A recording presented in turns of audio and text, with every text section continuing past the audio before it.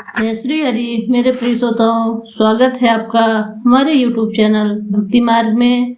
आज हम एकादशी व्रत की महिमा और कामदा एकादशी व्रत की कथा सुनेंगे। तो शुरू करते हैं। दोस्तों, आज हम बात करेंगे एक ऐसे पवित्र व्रत की जो सभी पापों को नष्ट करने वाला और मोक्ष देने वाला है। उस व्रत को एकादशी व्रत कहा जाता है। इस व्रत को करने से मनुष्य को भगवान विष्णु की विशेष कृपा प्राप्त होती है। हिंदू धर्म में एकादशी व्रत का बहुत ही महत्व है। यह व्रत हर महीने 2 बार आता है, शुक्ल पक्ष और कृष्ण पक्ष में। सभी पापों को नष्ट करता है, मन को शुद्ध और शांत करता है, घर में सुख और समृद्धि आती है और मोक्ष की प्राप्ति होती है। मान्यता है कि स्वयं भगवान विष्णु ने एकादशी माता को उत्पन्न किया था ताकि वह मनुष्य के पापों का नाश कर सके। जो व्यक्ति श्रद्धा और नियम से इस व्रत को करता है उसे हजारों यज्ञों के बराबर फल मिलता है। एकादशी केवल भोजन न करने का व्रत नहीं है, बल्कि यह मन, वचन और कर्म को पवित्र करने का दिन है। भगवान विष्णु का नाम जाप करना चाहिए, भजन कीर्तन करना चाहिए और दान पुण्य करना चाहिए। ऐसा करने से जीवन में सकारात्मक ऊर्जा आती है और सभी दुख दूर होते हैं। तो चलिए कामदा एकादशी की व्रत कथा सुनते हैं। युधिष्ठिर ने वासुदेव को नमस्कार करके पूछा, अब आप मुझे मेरे सामने यह बताइए कि चैत्र शुक्ल पक्ष में किस नाम की एकादशी होती है। भगवान श्री कृष्ण बोले, राजन, एकाग्रचित होकर यह पुरातन कथा सुनो, जिसे वशिष्ठ जी ने राजा दिलीप के पूछने पर कहा था। दिलीप ने पूछा, भगवान, मैं एक बात सुनना चाहता हूँ। चैत्र मास के शुक्ल पक्ष में किस नाम की एकादशी होती है। तब वशिष्ठ जी बोले, राजन, चैत्र शुक्ल पक्ष में कामदा नाम की एकादशी होती है। वह परम पुण्यमयी है। वह पाप रूपी ईंधन के लिए तो वह दावानल ही है।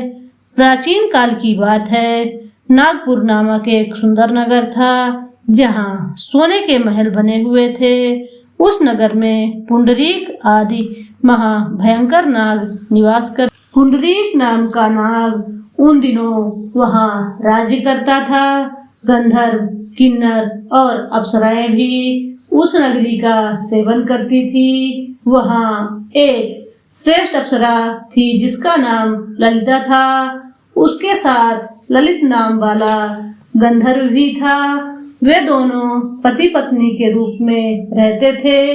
दोनों ही परस्पर काम से पीड़ित रहा करते थे। ललिता के हृदय में सदा पति की ही मूर्ति बसी रहती थी और ललित के हृदय में सुंदरी ललिता का नृत्य निवास करता था।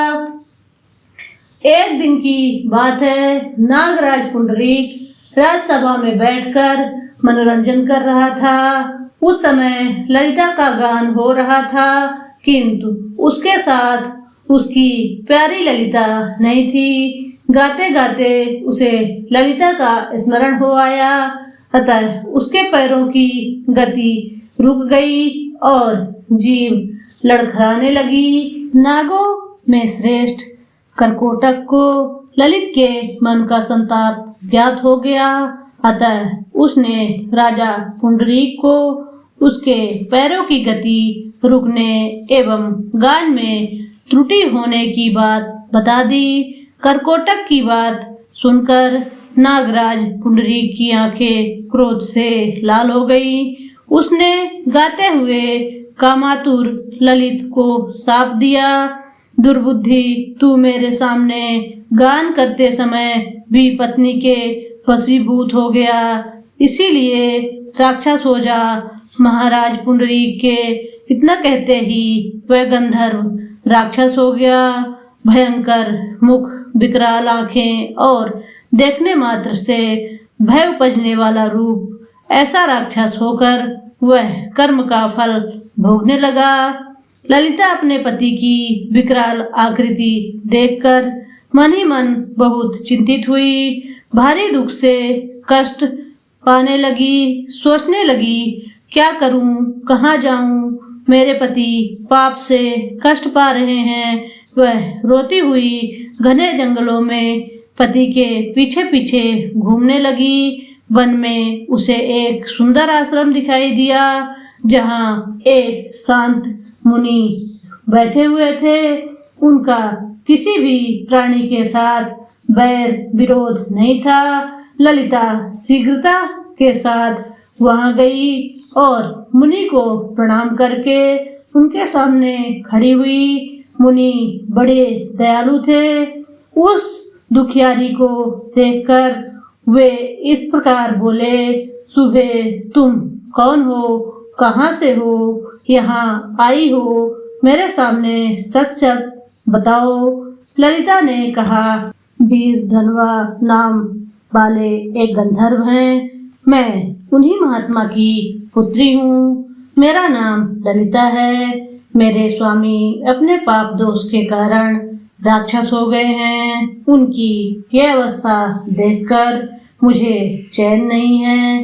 ब्राह्मण, इस समय मेरा जो कर्तव्य हो वह बताइए। विप्रवर, जिस पुण्य के द्वारा मेरे पति राक्षस भाव से छुटकारा पा जाए उसका उपदेश कीजिए।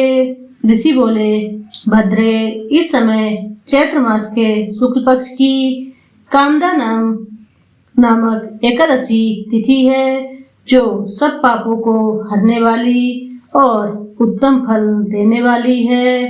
तुम उसी का विधि पूर्वक व्रत करो और इस व्रत का जो पुण्य हो उसे अपने स्वामी को दे डालो। पुण्य देने पर क्षण भर में ही उसके शाप का दोष दूर हो जाएगा।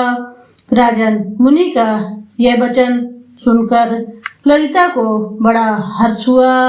उसने एकादशी को उपवास करके द्वादशी के दिन उन ब्राह्मण ऋषि के समीप ही भगवान वासुदेव के समक्ष अपने पति के उद्धार के लिए यह वचन कहा, मैंने जो यह कामदा एकादशी का उपवास व्रत किया है उसके पुण्य से के प्रभाव से मेरे पति का राक्षस भाव दूर हो जाए।